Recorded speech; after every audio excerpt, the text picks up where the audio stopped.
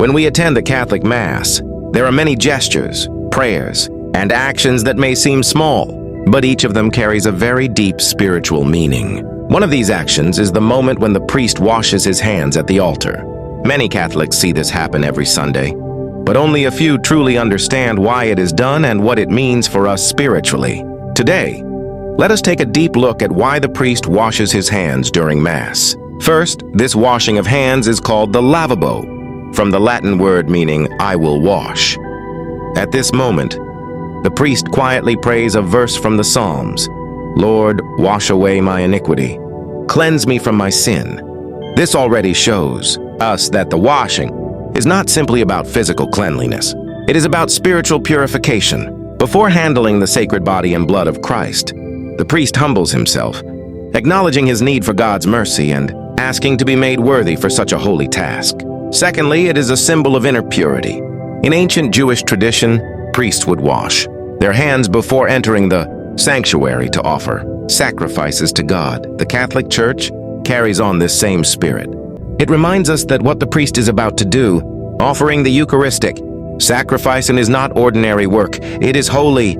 The washing tells us that we must approach God with clean hands and a pure heart, not only physically but spiritually. Thirdly, the washing of hands teaches the faithful something important. Holiness requires preparation. Just as the priest does not walk casually to the altar without preparing himself, we too should not approach the Eucharist without preparing our souls. It is a call for us to cleanse ourselves through prayer, through repentance, and especially through the sacrament of reconciliation. What the priest does outwardly, we are also called to do inwardly. Fourth, it is a sign of humility. The priest admits before God that he is human, weak, and in need of cleansing.